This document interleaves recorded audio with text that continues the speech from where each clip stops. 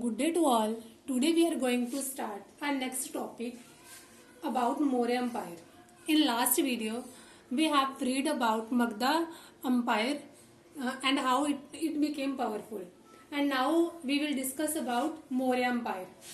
And to know about Maurya Empire, firstly, we will read about sources to understand. Sources to understand Maurya empire. ठीक है, Maurya empire को समझने के लिए हमें कौन कौन से सोर्सेज मिलती हैं. फर्स्ट है sources include archaeological finds, specially sculpture, building, monasteries etcetera. देखो, आर्कोलॉजिस्ट ने जो चीजें फाइंड्स की हैं, जैसे स्टैचूज हो गए, बिल्डिंग्स हो गए, ठीक है, मठ हो गए, मोनेस्ट्रीज हो गए. ठीक है, सेकंड है, ठीक है, क्या क्या उन्होंने फाइंड किया है. स्कल्पचर, बिल्डिंग्स एंड मोनेस्ट्रीज, जिससे क्या है हमें मौर्य एम्पायर के बारे में बहुत अच्छे तरीके से पता चलता है. सेकंड है द अकाउंट ऑफ मैक्सनीज. ठीक है, अभी ये था कौन, a Greek ambassador to the court of Chandragupta Maurya के टाइम पे जो आया था, कॉल्ड इंडिका. ठीक है, इसने एक बुक लिखी थी इंडिका नेम की, विच सर्वाइव्स इन फ्रेगमेंट्स, जिसमें उन्होंने पूरे मौर्य एम्पायर के बारे में लिखा है. थर्ड है अर्थशास्त्र. ठीक है, ये भी एक बुक का नेम है, parts of which are probably composed by Kautilya, जो कि कौटिल्य के द्वारा रिटन है. द मिनिस्टर ऑफ चंद्रगुप्त, जो कि चंद्रगुप्त का एक मंत्री था.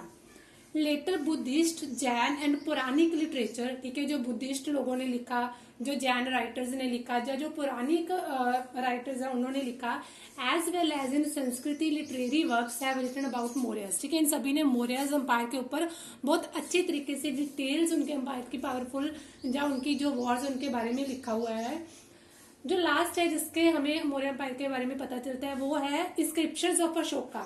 ठीक है, ये मोस्ट इंपोर्टेंट है. उन्होंने क्या किया था, जो उनके उस टाइम का उनका जो किला था, उन्होंने क्या किया था अपने किले में, on rocks and pillars are often regarding, उनके पिलर्स के ऊपर, उनके रॉक्स के ऊपर सब कुछ उन्होंने नोट डाउन करवा दिया था. Regarded as amongst the most valuable sources, जो उस टाइम का मौर्य एम्पायर का सबसे वैल्यूएबल सोर्सेज माना जाता है. And what was the standard of Maurya empire. ठीक है, अब देखो, ये तो सारे ये सोर्सेस थे जिनके बारे में, जिससे हमें मौर्य एम्पायर के बारे में पता चलता है. लेकिन अब क्या है, what was the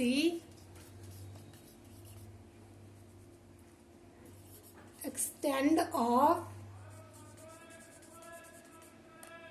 Maurya empire. ठीक है, अब उसकी एक्सटेंडिंग मोशन थी वो क्या थी. देखो, चंद्रगुप्त मौर्य वो फाउंडर द एम्पायर. ठीक है, सबसे जो पहला उनका किंग था, जो रूलर लगा लो, जो भी था, ठीक है, वो चंद्रगुप्त मौर्य थे, जिन्होंने मौर्य एम्पायर को एस्टैब्लिश किया था इन 321 BCE में. Extended control as far north west as Afghanistan and Balochistan and his grandson Ashoka. ठीक है, सबसे ज्यादा जिन्होंने इसको पावरफुल बनाया, इस एम्पायर को, और आगे एक्सटेंड करने में सबसे ज्यादा हेल्पफुल की, वो थे अशोका, जो चंद्रगुप्त मौर्य के ग्रैंडसन थे.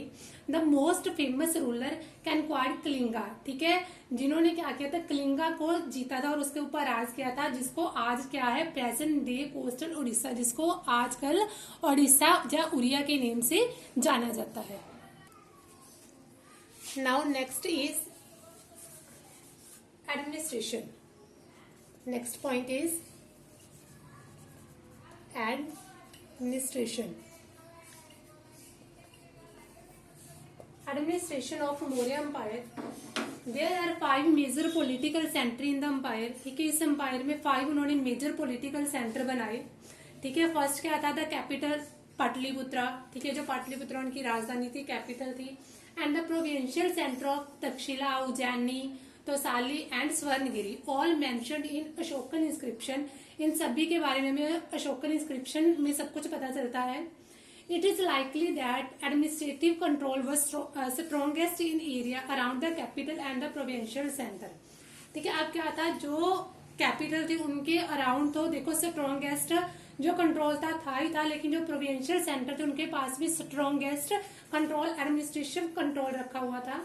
These centers were carefully chosen, both Takshila and Ujjaini being situated on important long distance trade routes. ठीक है, ये दोनों क्या थे, मेन ट्रेड रूट थे. मैक्सनीज मेंशन अ कमेटी विद 6 सब committees for coordinating military activity. ठीक है, मैक्सनीज ने एक कमेटीज के बारे में जिक्र किया है जो 6 सब कमेटीज को मिलकर बनी थी. ऑफ दीज 1 सब committees looked after the navy. ठीक है, जो 6 है उनकी रिस्पॉन्सिबिलिटी क्या क्या थी. फर्स्ट थी वो नेवी को देखती थी. Second managed transport and provisions. ठीक है, सेकंड पूरा ट्रांसपोर्ट को देखती थी. The third was responsible for foot soldier. ठीक है, जो फुट सोल्जर्स थे थर्ड उनके लिए रिस्पॉन्सिबल थी. The fourth for horses and fifth for chariots and sixth for elephants. Ashoka also try to hold his empire together by propagating dhamma. ठीक है, अब अशोका ने अपने पूरे एम्पायर को होल्ड करने के लिए कुछ अलग अलग प्रिंसिपल्स बनाए थे. The principles which were simple, जो बहुत ही ज्यादा सिंपल थे, एंड यूनिवर्सली एप्लीकेबल, जो पूरे लोगों के ऊपर एप्लीकेबल होते थे. This would ensure the well being of people in this world. ठीक है, ये लोगों के सिर्फ वेलफेयर के लिए ही काम करते थे. अशोका अपॉइंटेड पति विडाक्स to collect people's need and report to the king directly. ठीक है, अशोका ने एक पति विडाक्स का काम किया था. ठीक है, जो जिससे क्या था, लोगों को जो भी प्रॉब्लम थी या उनकी जो भी नीड्स थी वो डायरेक्टली राजा के पास पहुंच सके. और इसके लिए क्या करते थे, वो अपने लेटर्स जो थे उसके बीच में डाल के अपनी सीधी कंप्लेन किसके साथ पास पहुंचा सकते थे, अपने रूलर, अपने किंग के पास पहुंचा सकते थे.